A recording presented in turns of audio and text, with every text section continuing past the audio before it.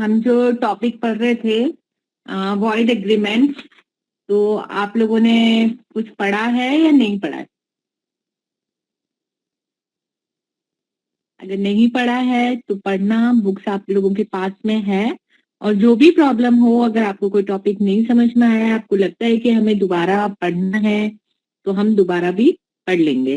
तो आप एक बार पढ़ो उसको, तब आप लोगों को अगर प्रॉब्लम आएगी तो हम उसको दोबारा पढ़ेंगे। तो आज का जो टॉपिक है हमारा, हम पढ़ रहे हैं कि वॉइड एग्रीमेंट्स। वॉइड एग्रीमेंट्स मतलब ये है कि जो हमारा 5 एसेंशियल है फॉर अ वैलिड कॉन्ट्रैक्ट के लिए। एक वैलिड कॉन्ट्रैक्ट में क्या क्या बातें होनी चाहिए, तो उसके जो 5 एसेंशियल्स हैं उसमें से जो लास्ट है, not barred by any law. कुछ करार ऐसे होते हैं जिन्हें की विधि के द्वारा निर्भर घोषित किया गया है, मतलब बांट कर रखा है कानून के द्वारा। उन्हें नहीं करने के लिए बाध्य किया गया है। तो not barred by any law मतलब ऐसे करार जिन्हें की विधि के अनुसार नहीं किया जा सकता। उनमें से हमने पढ़ा है restaurant on marriage, restaurant on local trade business and restaurant of legal proceedings और अनसर्टेन एग्रीमेंट्स। ये 4 तरह के करार हम पढ़ चुके हैं जो कि शून्य होते हैं। जो 5वीं तरह का जो आज हम पढ़ेंगे वो है बाजी के करार, या उसे पंगम करार भी कहते हैं, या वेजरिंग एग्रीमेंट्स। ये बहुत इंपॉर्टेंट है। फुल क्वेश्चन इस पर आ जाता है कि बाजी के करार से आप क्या समझते हैं। तो ये बहुत इंपॉर्टेंट टॉपिक है और आप लोग इसको ध्यान से पढ़ना, समझना, और एग्जामिनेशन पॉइंट ऑफ व्यू से ये वेरी वेरी इंपॉर्टेंट है। तो बाजी के करार जो होता है, जनरली हम जो एक दैनिक हम अपने रूटीन के लैंग्वेज में अगर हम इसे देखें तो हम ये कहते हैं कि जैसे बैट लगाते हैं, शर्त लगाते हैं। आप लोग हमेशा जैसे शर्त लगाते हो ना, कि किसी भी ऐसी घटना के बारे में कि अच्छा ये हुआ था, आज बारिश आएगी, कोई कहता है नहीं आएगी, तो अच्छा लगा ले शर्त कि आज बारिश आएगी, तो तू मुझे 100 रुपए देना, और अगर नहीं आएगी तो मैं तुझे 100 रुपए दूंगा। तो जो हम शर्त लगाने वाली बात करते हैं, वो शर्त जो लगाई जाती है, जो बेटिंग होती है, वो एक तरह से बाजी का करार कहलाती है। तो एक सामान्य बोलचाल की भाषा में हम इसे इस तरह से समझ सकते हैं। और इसकी जो एक डेफिनेशन दी गई है, जस्टिस हॉकिंस ने दी थी, जो कार्लिल वर्सेस कार्बोनिक स्मोकबॉल कंपनी, जो एक बहुत लीडिंग केस है, उसमें जस्टिस हॉकिंस ने इसकी डेफिनेशन दी थी। ये डेफिनेशन ये है कि बाजी के करार उस करार को कहते हैं जिसके द्वारा 2 पक्षकार एक भविष्यकालीन अनिश्चित घटना के बारे में विपरीत मत रखते हुए आपस में तय करते हैं कि उस घटना के निश्चित हो जाने पर एक की जीत व दूसरे की हार होगी। हारने वाला पक्ष जीतने वाले पक्ष को कोई निश्चित धन या कोई अन्य मूल्यवान वस्तु देगा। इसमें दोनों पक्षों में से किसी के भी हारने या जीतने की संभावना होती है, और हारने और जीतने के अतिरिक्त कोई अन्य स्वार्थ नहीं होता है। तो इस तरह के जो बाजी के करार होते हैं, उसमें मेन चीज ये होती है कि एक अनसर्टेन इवेंट होता है, और अनसर्टेन इवेंट के बारे में, उस अनिश्चित घटना के बारे में दो पक्षकारों का अपोजिट अपोजिट व्यू। एक कहता है कि बारिश आएगी, एक कहता है नहीं आएगी। एक कहता है कोई मैच हो रहा है, जैसे हम के मैच के सट्टे चलते हैं, आपने सुने होंगे कि सट्टा लगा है मैच का, तो वो जो सट्टा है वो भी इस बाजी के करार में आता है, कि जिसमें दोनों पक्ष का विपरीत मत रखता है। एक कहता है कि भारत जीतेगा, एक कहता है कि भारत हारेगा। तो दोनों पक्षकारों का विपरीत मत होता है उस अनसर्टेन इवेंट के बारे में, और उनका जो उद्देश्य होता है उसमें सिर्फ हारना और जीतना होता है। मतलब उनका सिर्फ ये एक ही उद्देश्य होता है कि किसको जो लगी हुआ, जो भी पैसा लगा हुआ है या कोई मूल्यवान वस्तु, जो शर्त लगाते हैं कि भाई मैं 100 रुपए दूंगा या तू मुझे पार्टी देगा, या ये चीज जो है वो मैं तेरे नाम कर दूंगा अगर तू तू हार जीत गया तो कोई भी पैसा या मूल्यवान वस्तु या जो है जिसके बारे में उस हारना या जीतने के अलावा, इसके अलावा नो अदर इंटरेस्ट, कोई और इंटरेस्ट नहीं होता है। तो ये बेसिकली बाजी का करार, या जिसे हम पंगम करार या वेजरिंग एग्रीमेंट्स कहते हैं, जिसे कि एक सामान्य बोलचाल की भाषा में हम शर्त लगाई है, शर्त लगा ले। जैसे आप लोग ऐसे अक्सर करते हो कि शर्त लगा ले आज तो यही होगा, या शर्त लगा ले आज शाम के मैच में पाकिस्तान हारेगा या भारत जीतेगा या बांग्लादेश हारेगा, या जो भी शर्त लगाई जाती है तो वो एक तरह से वेजरिंग होते हैं।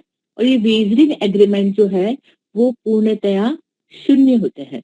मतलब अगर आप शर्त लगाते हैं और शर्त में कोई, जो भी आपने पैसा लगाया है कि 100 रुपए की शर्त लगा ले, और सामने वाला अगर आपका फ्रेंड 100 रुपए नहीं देता है तो उस 100 रुपए को वसूल करने के लिए किसी भी न्यायालय में नहीं जाया जा सकेगा, कोई वाद नहीं लाया जा सकेगा, क्योंकि ऐसे करार जो है वो पूरी तरह से शून्य है। तो जो सेक्शन 30 है इंडियन कॉन्ट्रैक्ट एक्ट का, सेक्शन 30 ये कहता है कि बाजी के करार शून्य होते हैं और किसी भी ऐसी चीज की वसूली के लिए कोई वाद नहीं लाया जाएगा जो इस बाजी के करार के अंतर्गत जीती गई हो, और जो किसी अनिश्चित घटना के बारे में, जिसके बारे में पंगम किया गया है, मतलब बाजी लगाई गई है, उसके परिणाम के तौर पर दी जाने वाली हो।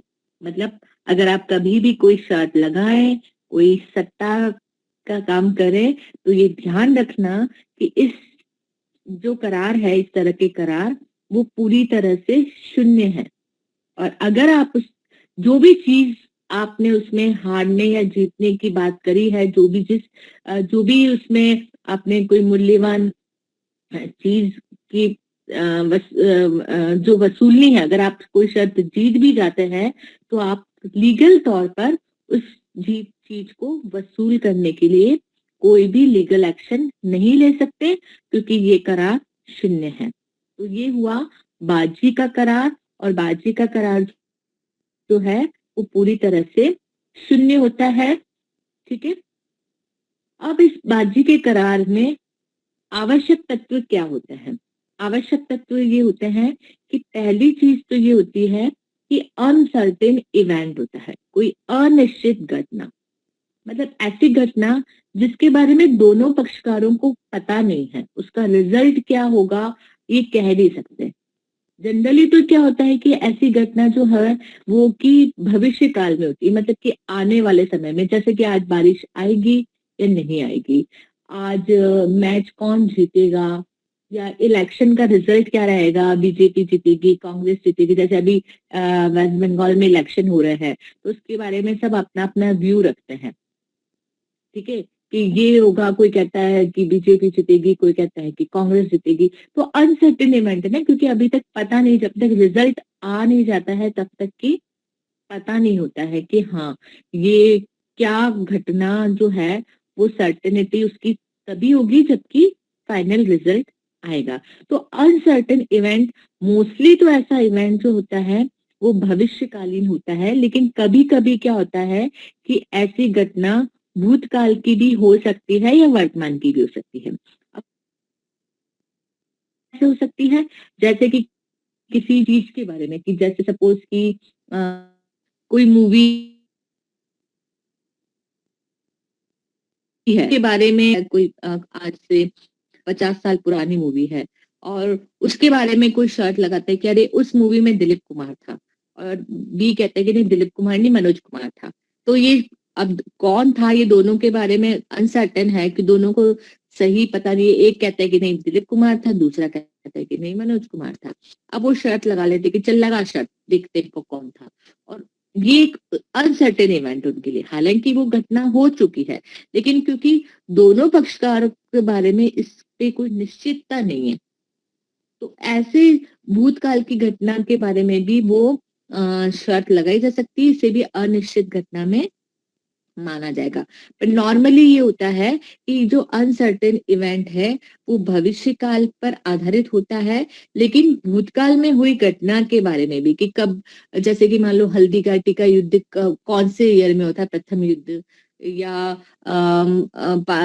पानीपत का युद्ध कब हुआ था, किस किस के बीच में हुआ था। तो ऐसे कोई भूतकाल की हिस्ट्री की या कोई ऐसी घटना के बारे में भी जिसमें कि दोनों पक्षकार अपना अपना अंदाज बताते हैं, तो उसमें भी उसको भी एक अनसर्टेन इवेंट माना जाएगा।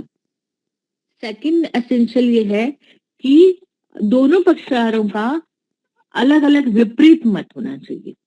विपरीत मत में ये होता है कि एक पक्षकार कहता है कि ये काम होगा और दूसरा कहता है कि नहीं होगा।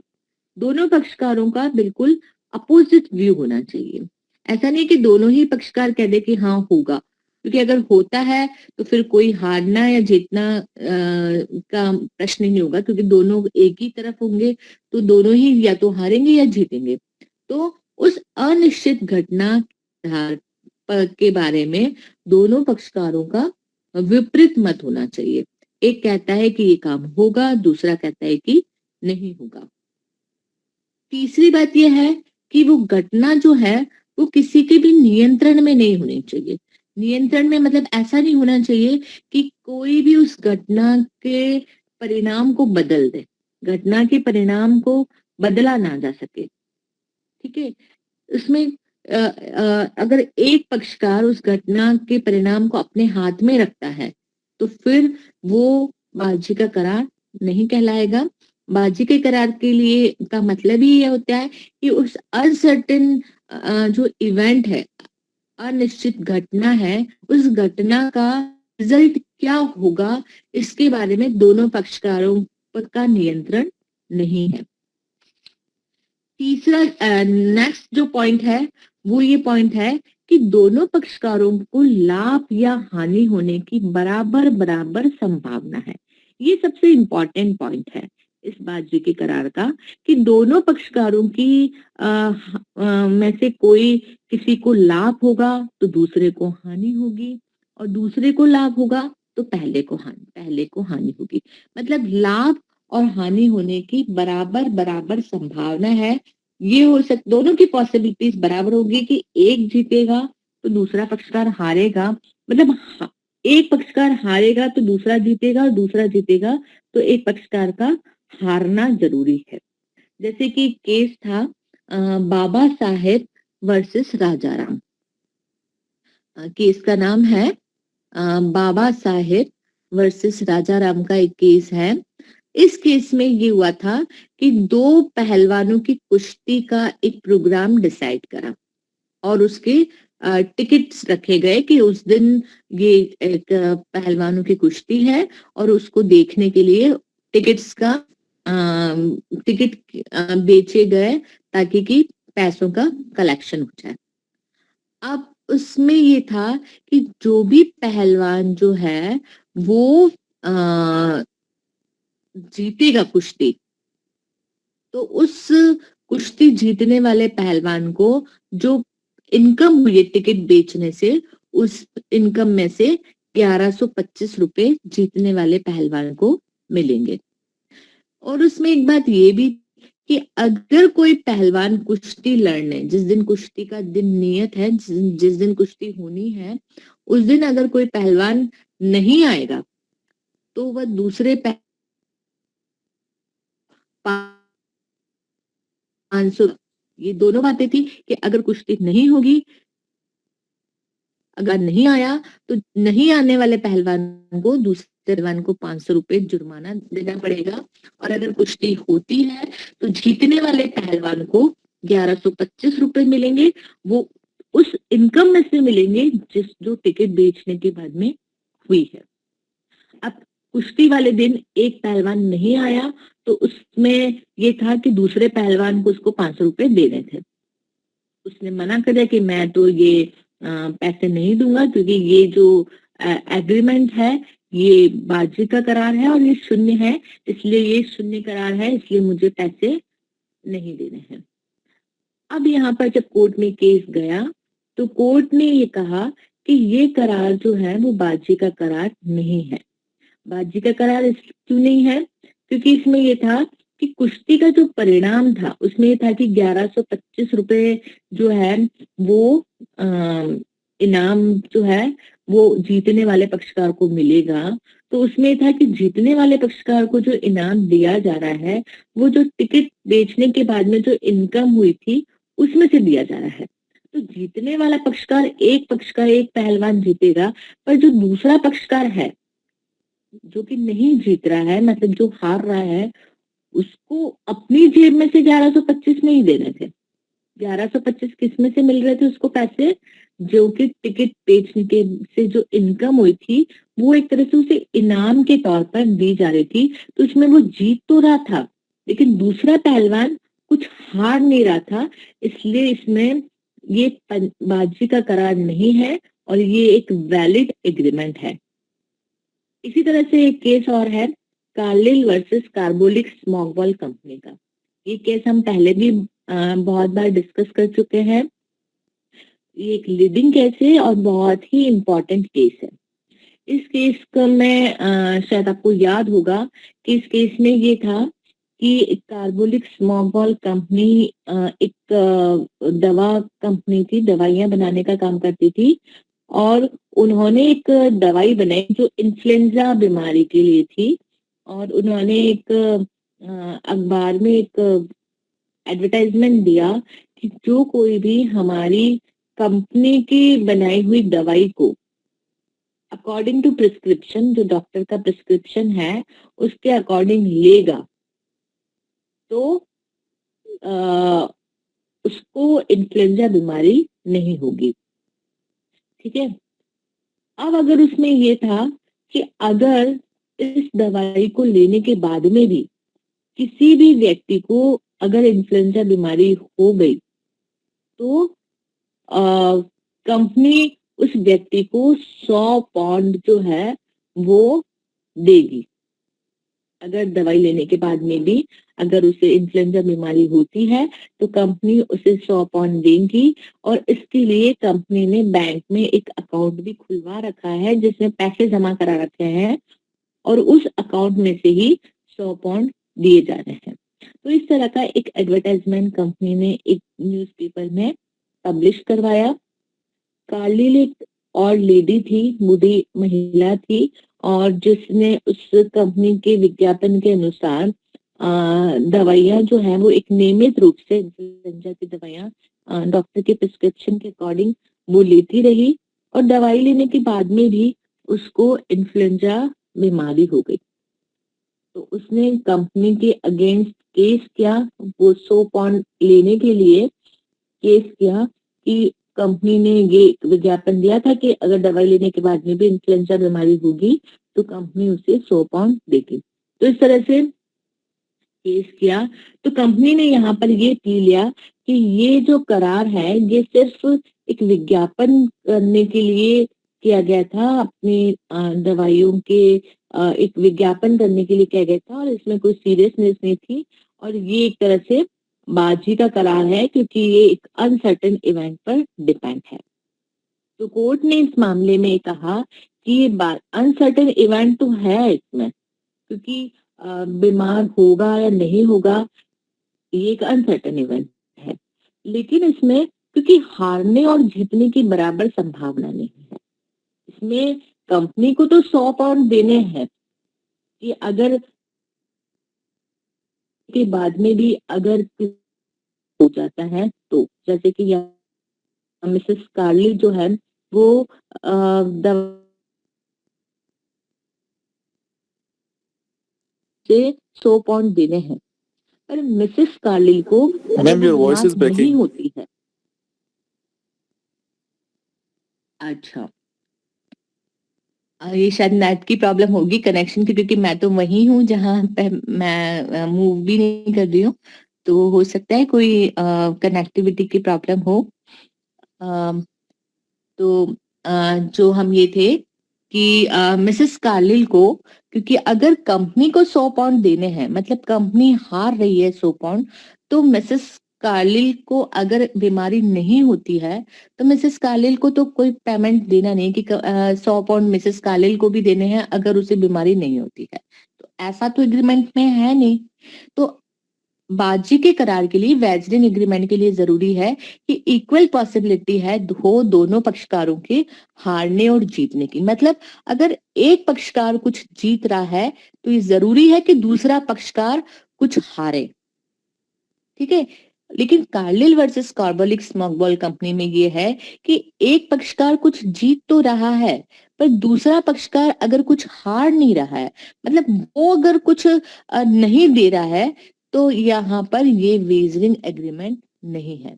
तो वेजरिंग एग्रीमेंट के लिए जरूरी है कि एक दोनों पक्षकार में से हारने और जीतने की इक्वल पॉसिबिलिटीज हो। एक पक्षकार अगर जीतता है तो दूसरे पक्षकार का हारना भी जरूरी है। अगर दूसरा पक्षकार हारता नहीं है तो ये उसे मतलब कोई लॉस नहीं होता है किसी भी तरह से, तो वो वेजरिंग नहीं कहलाएगा।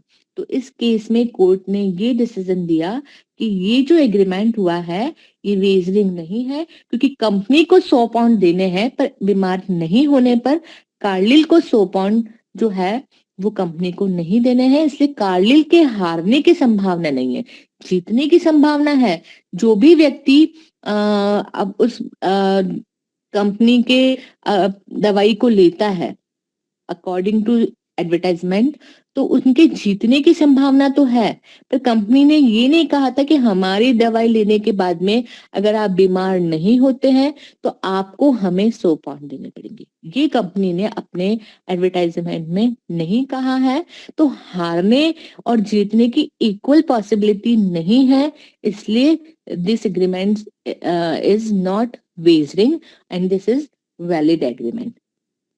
तो कार्लिल वर्सेस कार्बोलिक स्मॉकबॉल कंपनी का जो ये केस है ये बहुत इंपॉर्टेंट केस है। इसमें कई तरह के प्रिंसिपल लेट डाउन किए हैं। जैसे पहले भी हमने देखा है कि कंसेंट जो है, जहां पर एक जनरल प्रपोजल होता है वहां कंसेंट का कम्युनिकेशन भी जरूरी नहीं है। तो इस तरह से ये हमने इम्पॉर्टेंट एसेंशियल एलिमेंट से वेजरिंग एग्रीमेंट के क्या एसेंशियल एलिमेंट्स हमने देखे हैं। First is the uncertain event. Uncertain event जो है वो भविष्य काल में भी होती है नॉर्मली, बट ये किसी पास्ट इवेंट भी हो सकती है जिसकी सर्टेनिटी के बारे में पार्टीज को पता नहीं है। सेकंड है अनसर्टेन इवेंट के बारे में दोनों पार्टीज का अपोजिट व्यू हो। थर्ड है उस अनसर्टेन इवेंट के पर किसी का भी कंट्रोल नहीं है, मतलब दोनों पार्टीज में से कोई भी उस अनसर्टेन इवेंट को कंट्रोल नहीं कर सकता। एंड लास्ट है mutual chance of gain and loss. दोनों पक्षकारों के हारने और जीतने की इक्वल पॉसिबिलिटीज होनी चाहिए। तो ये चारों पॉइंट होने कंपल्सरी है किसी भी वेजरिंग एग्रीमेंट में। अगर इसमें से एक भी मिसिंग है तो वो वेजरिंग नहीं कहलाएगा और वो एक वैलिड एग्रीमेंट होगा। तो अब जो सेक्शन 30 है वो ये कहता है कि जो वेजरिंग एग्रीमेंट होते हैं वो टोटली वॉइड होते हैं और ऐसे करार के अधीन जीती हुई रकम या वस्तु को प्राप्त करने के लिए वाद का प्रवर्तन नहीं कराया जा सकता। मतलब कोई भी ऐसा वस्तु या कोई भी मनी जो कि इस तरह के करार के अंतर्गत जो हमें की शर्त लगाई है और शर्त में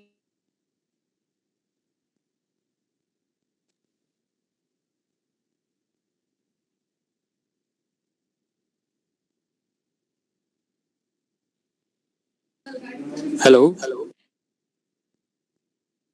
कि जो सट्टेबाजी के ट्रांजेक्शन होते हैं। Hello ma'am, your voice is breaking ma'am.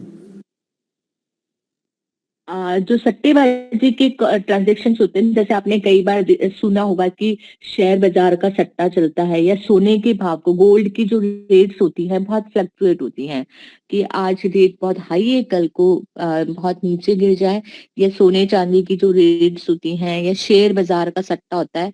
तो ये जो सट्टे के जो ट्रांजेक्शन होते हैं जिसमें कि चीज को परचेज नहीं करना होता, जैसे ऐसा नहीं कि गोल्ड को खरीदना है, उसमें सिर्फ ये होता है कि जो डिफरेंस है रेट की, कि जिस रेट को पर का सट्टा लगाया है, और जो उस तारीख को जो रेट है उसका जो डिफरेंस है, सिर्फ उस डिफरेंस को ही लेना है, उनको ना कोई चीज नहीं खरीदनी है। तो इस तरह के जो सट्टे लगाए जाते हैं शेयर मार्केट में, या जो सोने चांदी के भाव को लेकर, या और किसी भी जैसे कि डीजल के भाव को या पेट्रोल के भाव को लेकर, जो डिफरेंस उनका सिर्फ इंटेंशन ये होता है कि उसका जो डिफरेंस आएगा, जो कि जिस बारे में, जिस पर उन्होंने कॉन्ट्रैक्ट करा है और जो मार्केट वैल्यू है, उस डिफरेंस को ही उनको लेना या देना होता है। तो ऐसे करार जो होते हैं वो सट्टेबाजी के करार कहलाते हैं, स्पेक्युलेटिव ट्रांजेक्शन कहलाते हैं। और ये जो ट्रांजेक्शन होते हैं वो भी एक तरह से वेजरिंग माने जाते हैं। लेकिन डिपेंड करता है कि पार्टीज का इंटेंशन क्या है। अगर पार्टीज का इंटेंशन ये होता है कि चीज परचेज करनी है, तो ऐसे में वो वैलिड होते हैं। लेकिन पार्टीज का इंटरेस्ट ये इंटेंशन ये होता है कि उन्हें सामान नहीं खरीदना है, उन्हें सिर्फ जो भी उनका मतलब लॉस प्रॉफिट है, जो भी प्रॉफिट बनता है सिर्फ उस प्रॉफिट को ही उनको लेना है, तो वो सट्टेबाजी कहलाती है। तो ऐसे सट्टेबाजी के जो ट्रांजेक्शन्स होते हैं वो भी एक बेसिंग कहलाते हैं, और ये वॉइड होते हैं। अब वेजरिंग के जो एक्सेप्शंस हैं, उन एक्सेप्शंस में ये है कि पहला ये है कि जो हॉर्स रेसिंग होती है, घुड़दौड़, जो आपने देखी होगी कि घोड़े की रेस होती है, उस घोड़े की रेस को एक्सेप्शन में माना गया है। और उसमें ये कहा है, इस सेक्शन 30 में ये कहा है कि कोई भी ऐसा कोई कंट्रीब्यूशन या चंदा देना या उसका कोई करार करना, जो किसी हॉर्स रेसिंग के विजेता को दी जाने वाले 500 रुपए या उससे अधिक की कीमत वाला कोई पुरस्कार या धनराशि के लिए किया गया हो, वो अनलॉफुल नहीं होगा। मतलब हॉर्स रेसिंग जो है वो इसमें एक्सेप्शन माना है कि हॉर्स रेसिंग भी एक तरह से मतलब देखा जाए तो ये भी एक अनसर्टेन इवेंट है, कि किसी भी घोड़े पर वो लगाते हैं कि ये नंबर का घोड़ा जीतेगा। अब वो अनसर्टेन इवेंट है, पक्षकारों के अलग अलग व्यू होते हैं, और हारने और जीतने की संभावना भी बराबर रहती है। लेकिन इसको एक एक्सेप्शन माना गया है कि जहां पर 500 रुपए या उससे ज्यादा की कीमत वाला कोई पुरस्कार किसी घुड़दौड़ के विजेता को दिया जाना है, तो उसके बारे में अगर कोई कंट्रीब्यूशन किया जाता है, तो ऐसे में, या उसको करार किया जाता है कोई चंदा देने का या कंट्रीब्यूशन देने का, तो ऐसे को वैलिड माना गया है। दूसरा एक्सेप्शन ये है कि जो क्रॉसवर्ड पजल्स होती है, क्रॉसवर्ड जो कंपटीशन पजल्स आपने देखा होगा कि न्यूज़पेपर्स में भी आती हैं, या कोई भी, जैसे हम ये कहते हैं कि जैसे केबीसी है, जैसे कौन बनेगा करोड़पति का जो प्रोग्राम होता है, जिसमें कि इनाम में 7 करोड़ की राशि मिलती है। तो वहां पर ये पक्षकारों के स्किल पर उसमें स्किल डिपेंड ओरिएंटेड ये प्रोग्राम होता है, स्किल ओरिएंटेड होता है, कि जिसमें व्यक्ति जो है वो कुछ अपना कौशल का प्रयोग करता है, उसका स्किल का प्रयोग करता है, और उस स्किल की वजह से उसमें वो उस इनाम को जीतता है। ठीक है, तो जीतने वाला जो व्यक्ति होता है वो इनाम प्राप्त करता है। अगर वो नहीं जीतता है तो उसे देना कुछ नहीं है, हारना कुछ नहीं है उसे। उसमें जो कोई प्रतियोगिता है जहाँ प्रतियोगिता के आधार पर कोई व्यक्ति जीतता है, रीजनिंग नहीं मानी जाएगी, क्योंकि वाला व्यक्ति अपने स्किल पर और के आधार पर और कौशल के आधार पर जीत रहा है, और वहां पर अगर वो जीतता नहीं है तो उसे हारने की कोई संभावना नहीं है। सिर्फ इतना होगा कि वो जीतेगा नहीं, लेकिन वो हार के नहीं आ रहा है कि अगर क्वेश्चन का जवाब नहीं दे पा रहा है या ढंग से नहीं दे पा रहा है तो उससे अपनी तरफ से पैसे देना है। तो यही होता है कि उसे इनाम मिलता नहीं है, पर वो हारता कुछ भी नहीं है। तो ये जो इस तरह की जो प्रतियोगिताएं हैं वो रीजनिंग में नहीं आती है। तीसरा ये है, जो ये एक बार कई कई कई बार ये बात होती है कि जो लॉटरीज होती हैं, क्या लॉटरीज रीजनिंग में आती है या नहीं आती है। तो लॉटरीज जो हैं जहां पर वो पूरी तरह से वेजरिंग है, और किसी भी लॉटरी के अंदर जीता गया इनाम के बारे में किसी भी तरह का कोई वाद नहीं लाया जा सकता, इसे कानूनी वसूला नहीं जा सकता। जैसे आपने कई बार सुना होगा कि मुझे लॉटरी में 1 करोड़ का इनाम निकला है, या कोई लॉटरी में मेरा इतने रुपए खुले हैं। तो लॉटरी जो है वो वेजरिंग है, और इसके बारे में अधिकार के तौर पर इसे कभी भी कानून के माध्यम से नहीं वसूला जा सकता, क्योंकि ये पूरी तरह से शून्य करार है। हालांकि भारतीय दंड संहिता इंडियन पेनल कोड की धारा जो सेक्शन 294 ए है, वो लॉटरी के जो लॉटरी को चालू करना या उसको डिक्लेयर करने को एक पनिशेबल ऑफेंस डिक्लेयर करती है। आईपीसी के तहत लॉटरी चलाना जो है वो एक पनिशेबल ऑफेंस है। लेकिन अगर सरकार, कई बार ये होता है ना कि सरकार के द्वारा, कि ये उत्तर प्रदेश सरकार के द्वारा है या ये केंद्रीय सरकार के द्वारा अगर लॉटरी चलाई जाती है, तो ये पनिशेबल नहीं है अंडर आईपीसी, लेकिन ये वेजरिंग तो है। कैसी भी लॉटरी हो, चाहे वो सरकार के द्वारा चलाई जा रही हो या किसी पर्सनल पर्सन के द्वारा चलाई जा रही हो, वो हमेशा वेजरिंग होती है, और उसमें जीती हुई राशि को अधिकार के तौर पर या कानूनी तौर पर वसूला नहीं जा सकता। हाँ, ये जरूर होता है कि कई बार कोर्ट में अगर जाते हैं तो कोर्ट उसे ऐसे इक्विटी के सिद्धांतों के आधार पर, मतलब ये है कि चलो ठीक है, कानूनी तौर पर हालांकि ये है कि ये वेजरिंग तो है, पर कई बार न्यायालय ने अपने कुछ मुकदमों, अपने कुछ डिसीजंस में उसे इनाम की राशि दिलवाई है, बट वो ये है कि वो इक्विटी के आधार पर दिलाई है। सिर्फ ये नहीं कि ये एक वैलिड कॉन्ट्रैक्ट है और वो कॉन्ट्रैक्ट के अकॉर्डिंग दिलवाई है। तो लॉटरी जो है वो इटसेल्फ वेजरिंग है, और पनिशेबल भी है under Indian IPC, Indian penal code. लेकिन अगर गवर्नमेंट ऑथराइज्ड अगर लॉटरीज हैं तो वो पनिशेबल नहीं है, बट वो भी जो है वो वेजरिंग है। तो ये बहुत ही इम्पोर्टेंट टॉपिक आज हमने पढ़ा है, बाजे की संविदा, या इसे हम पंगम संविदाएं भी कहते हैं। आप एग्जाम में दोनों तरह से दोनों नाम आ सकते हैं, एक ही चीज है। और इंग्लिश में वेजरिंग वेजरिंग एग्रीमेंट्स कहते हैं। तो वेजरिंग आर टोटली वॉइड होते हैं। इसमें जो इसके एसेंशियल एलिमेंट्स में ये है कि अनसर्टेन इवेंट के बारे में दोनों पक्षकारों का भिन्न भिन्न मत होता है, और दोनों पक्षकारों की हारने और जीतने की बराबर संभावना होती है। और सबसे इंपॉर्टेंट चीज इसमें यह है कि हारने और जीतने के अलावा उस घटना में पक्षकारों का कोई और हित नहीं होता। सबसे जो इम्पोर्टेंट जो बात यह है कि कोई और हित नहीं होता। मतलब ये नहीं है कि आज बारिश, कोई कहता है कि आज बारिश आएगी, दूसरा कहता है कि नहीं आएगी। अब ए कहता है कि नहीं देख बारिश आएगी, मैं कह रहा हूँ कि बारिश आएगी, और बी कहता है कि चल शर्त लगा ले, अगर बारिश आएगी तो मैं तुझे 100 रुपए दूंगा, और बारिश नहीं आएगी तो तू मुझे 100 रुपए देना। तो ए और बी का क्या इंटरेस्ट है? सिर्फ उस 100 रुपए में है कि 100 रुपए किसके पास जाएंगे। उनको इसमें कोई इंटरेस्ट नहीं है कि बारिश आएगी तो उनके रहा है, उनके इंटरेस्ट उसमें कोई इंटरेस्ट नहीं है। कोई मैच चल रहा है, अब ऑस्ट्रेलिया या वेस्ट इंडीज के बीच में कोई मैच है, और ए कहता है कि ऑस्ट्रेलिया जीतेगा, बी कहता है वेस्ट इंडीज जीतेगा, और दोनों इस बारे में शर्त लगाते हैं।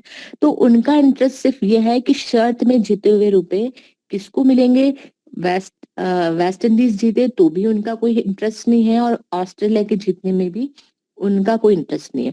उनका इंटरेस्ट सिर्फ जीती हुई रकम पर होता है, इसके अलावा उसका उस घटना में कोई इंटरेस्ट नहीं होता है।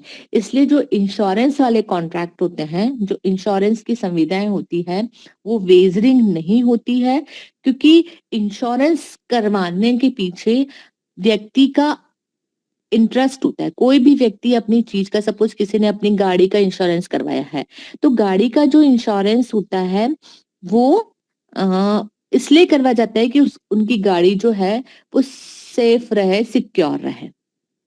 तो वेजरिंग जो इंश्योरेंस के कॉन्ट्रैक्ट होते हैं, ये हम अगली क्लास में, नेक्स्ट क्लास में हम डिटेल में पढ़ेंगे कि इंश्योरेंस के कॉन्ट्रैक्ट जो होते हैं वो भी एक तरह से इस कैटेगरी में आते हुए भी वो शून्य क्यों नहीं होते हैं, क्योंकि उसमें पक्षकारों का उस अपनी चीज में इंटरेस्ट होता है, और उस चीज को सेव करने के लिए, उसको सिक्योर करने के लिए वो इंश्योरेंस कराते हैं। उनको क्लेम की राशि नहीं चाहिए होती है, उन्हें ये चाहिए होता है कि वो अपनी चीज को सेव करें। तो नेक्स्ट क्लास में हम इस चीज को डिटेल में पढ़ेंगे। आज इतना ही कि बाजी की संविदा क्या है, और ये पूरी तरह से शून्य होती है। कोई भी ऐसी चीज जो बाजी की संविदा के अंतर्गत ली जानी है, उसके बारे में उसको कानूनी तौर पर नहीं वसूला जा सकता, क्योंकि ये करार पूरी तरह से शून्य है। आई होप कि आप लोगों को समझ में आया होगा अच्छे से। आप एक बार फिर से अपनी किताबों में पढ़िए, और कोई भी प्रॉब्लम हो तो हम फिर से उसको डिस्कस करेंगे। Have a nice day, take care.